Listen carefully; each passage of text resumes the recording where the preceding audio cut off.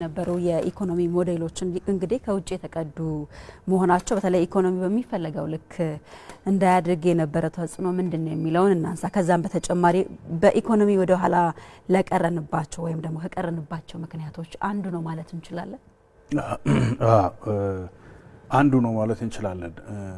መቅዳት ብቻ ሳይሆን የቀዳነውን በአግባቡ አለመተግበር የተቀዳ ብቻ ሳይሆን አገር ውስጥ የፈለቁትም የራሳቸው ችግር የነበረባቸው መሆኑን እናያለን።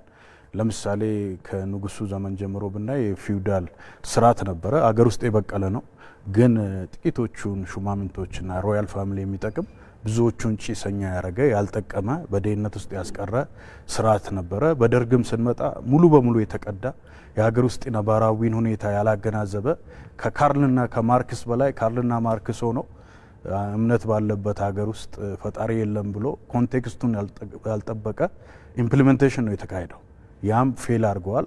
በኢህአዴግ ጊዜም ስንመጣ ዴቨሎፕመንታል ስቴት መንግስትም ያለበት ግሉም ሴክተር ያለበት ግን ጠንካራ መንግስት ያስፈልጋል። የኤዥያኖቹ ሞዴል ነው የተከተል ነው። ያ በራሱ ክፉ አልነበረም። እነ ቻይና እነ ሌሎቹ የተቀየሩበት መንገድ ነው፣ ግን አፈጻጸሙ ላይ ችግር ነበረ። ግል ሴክተር ጥቅም ብቻ ነው የሚያሳድደው፣ ካፒታሊስት ነው፣ ፕሮፊት ብቻ ተከትሎ ይሄዳል። ለዛ ደግሞ ጥቅም ትርፍ የማያገኝበት ገጠር አካባቢ ላይ ኢንፍራስትራክቸር መስራት አይችልም፣ ሆስፒታል መስራት አይችልም፣ የራሱን ጥቅም ብቻ ነው የሚያሳድደው። ስለዚህ መንግስት ጣልቃ ገብቶ የሶሻሊስት ፓርቱ ማለት ነው ትላልቅ ኢንቨስትመንቶችን ፕሮጀክቶች መስራት አለበት ተብሎ ታስበዋል። ግን መንግስት ጣልቃ ሲገባ ግል ሴክተሩን ነው የተጫነው። ግል ሴክተሩን ክራይ ሰብሳቢ በማድረግ በማሳነስ ራሱ ሲገባ ደግሞ በትክክል ኢምፕሊሜንት አልተደረገም። የፖለቲካል ኢሊቱ ወደ ዘረፋ ወደ ሌብነት ነው የተገባው። ጥቂት አካላቶች ጥቂት ፖለቲካል ኢሊቶች የዘረፉበት ሀገርን የበዘበዙበት የሀገር ሀብት የሀገር ንብረት ከሀገር የሸሸበት በ30 ዓመት ውስጥ ከ30 ቢሊዮን ዶላር በላይ ከሀገር የሸሸበት ሀገሪቱ በተቋም የምትመራ ሳይሆን ደካማ ተቋም ተፈጥሮ በግለሰቦች እጅ የወደቀችበት ስቴት ካፕቸር የተፈጠረበት ሁኔታ ነው የነበረው። ስለዚህ የመደመር መንግስት ከዚህ ተምሮ የሀገርን ነባራዊ ሁኔታ ተረድቶ የውስጥ ችግር ደግሞ ያሳካቱ መንግስታቶቹም ያሳኩትም በጎ ነገር ወስዶ ከውጭም ተምሮ ለሀገራችን የሚመጥን የሚበጅ የትኛው ነው በማለት ኢኮኖሚ ሞዴል ብቻ አይደለም የመደመር መንግስት 3 ፒላሮች አሉት። ፊሎሶፊካል ፍሬምወርክ ነው። ኢኮኖሚ ሶሻል አስዌላስ ፖለቲካል ነው።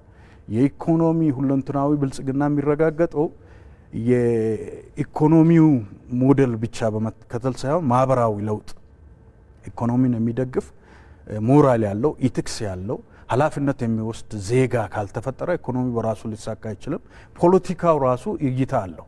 አሳታፊ አካታች የሆነ ሰላምና አንድነት መደመር መንግስት የፖለቲካ ሰላም ማጣት ግጭቶች እንደ ኮስት ነው የሚያየው፣ እንደ ዋጋ መክፈል ኮስት ነው፣ ዋጋ ያስከፍለናል፣ ከኢኮኖሚ ይጎትተናል ነው። ስለዚህ ሁለንተናዊ ብልጽግና የሚመጣው እነኚህን ፊሎሶፊካል ፍሬምወርኮች በማቀናጀት የሀገር ውስጥ አቅም በመገንባት ሁሉም ቦታ ያለውን አቅም ማሰባሰብ፣ መንግስትና ህዝብ በመተባበር መንግስትና ግል ሴክተር በመተባበር የሀገር ውስጥ አቅም በማመንጨት ሁሉም በጋራ የሚያርጉበት ጥቂት ግለሰቦች ጥቂት ቡድኖች የሚያርጉበት ሀገር ሳይሆን የጋራ ዴስቲኒ ያለው ኮሌክቲቭ ዴስቲኒ እንደ ሼርድ ፕሮስፔሪቲ ነው። የጋራ ግብ የጋራ ራዕይ በጋራ ማደግን እሳቤ ያደረገው የሀገርን ሀብት በጋራ መሰብሰብን እሳቤ ያደረገው ደግሞ ቤኔቮለንት ጋቨርንመንት ነው። ቤኔቮለንት ማለት ጉድዊል ያለው እውነተኛ ፍቃድ ያለው ለሀገር ለህዝብ የቆመ የሚያስብ ከሌብነት የጸዳ በስራ የሚያምን ሌብነትን የሚጠየፍ በስራ የሚያምን የሁሉም ማንም ወደ ኋላ መቅረት የለበትም ብሎ የሚያምን እንደዛ ካላረግ የሁላችን ማደግ ነው ኢትዮጵያን የሚያሳድገው።